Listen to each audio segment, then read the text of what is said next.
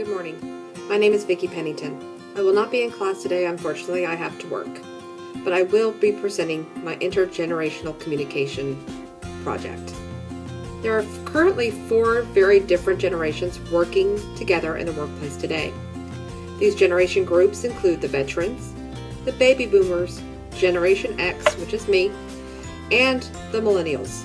I'm going to be telling you about these groups and how leaders can utilize the information that they receive in this presentation to help lead these different generations as a cohesive unit. Veterans born between 1925 and 1945 are the oldest group and are usually in the process of retiring or have retired at this point. This group lived through many national issues such as the Great Depression and World War II. This difficult life experience cultivated strong, hard, and loyal workers. This generation is conservative with their money and doesn't let a dime go to waste. They learn through history and complete tasks in a way that they know works and avoid ways that doesn't work. Seniority is king in their eyes, and they believe in hierarchy and respect authority. Veterans are hard workers that stay on task until the job is complete. Baby boomers were born between 1946 to 1964. These individuals grew up during a prosperous time. Their parents wanted them to be individuals and allowed their children to be creative. This generation currently holds most of the nursing leader positions and make up the majority of today's nursing staff in America.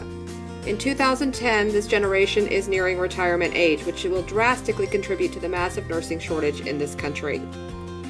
This generation value work and in return are hard workers. Baby boomers critically judge people based not on their salary but on whether or not the person holds a job. They value the family and usually only had one member of the household working. Generation X were born between 1963 to 1980. Families for this generation underwent major changes. Divorce rates increased and more children were raised in a single-parent household. This change in family dynamic created a need for both parents or the single parent to work outside the home. The term latchkey kid was coined for this generation because many children went home alone after school and required a key to enter the home. This generation was raised during a great technology boom.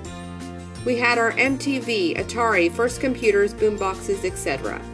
This surge of new technology created a reliance by this generation on technology. The other 2 generations are skeptical of change, especially technology-based. And due to massive corporate layoffs that caused their parents to lose their jobs, this generation is less loyal to the corporation and more self-reliant.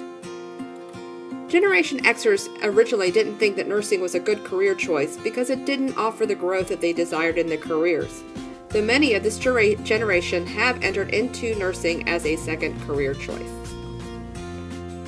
The millennial generation was born between 1980 to 2000.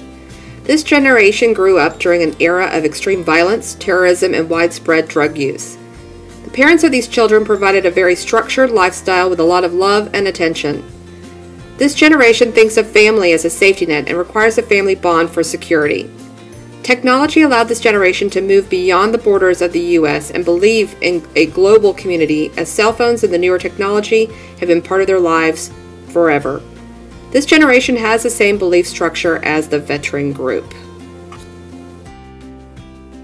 These different generations have very different working styles and prefer to learn in different ways. We are now going to discuss the different methods in coaching and motivating, communicating, and conflict resolution between the different generational groups. Veterans believe in one-to-one coaching, mentoring, and require a more formal form of instruction. Motivation could come in the form of a simple handwritten note, a picture with a department head, or an award. Baby boomers prefer to learn peer-to-peer instead of one-to-one. Lifelong learning is a way this generation believes that they will improve their function at work. Motivation is provided in public recognition in organizational papers or local newspapers. This group wants perks provided for a job well done, such as parking spaces or monetary awards. Generation Xers don't want to be micromanaged and like to learn in a forum that is equal and their personal expertise can be utilized. This generation believes in a merit-based system of promotion. As the now generations, they want to see a quick result for their work toward their goals. Motivation or job satisfaction would not come from material recognition, but in the form of paid time off, money, or the ability to be part of a hospital or national research project. Coaching and mentoring are required by the millennial generation to a greater extent than any other generation. This group is goal-oriented but does require extended orientations and more hands-on approach to mentoring. Feedback and flexible scheduling are a necessity for them. If the needs or expectations are not met, this generation will tend to move on and find a different hospital that may provide them with what they need.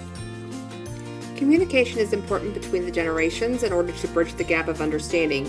Veteran nurses prefer face-to-face and handwritten as well as baby boomers, and do not use technology, whereas millennials and Generation X will be more technology-based and utilize email and social networking. The biggest conflict between the generations is the differences in work ethics related to the cohort and technology. Generation X and millennials look up to the baby boomers as leaders but are less likely to work overtime or change their schedules to help the unit. Veteran and baby boomers are more likely to avoid technology and causes conflict with Generation X and millennials.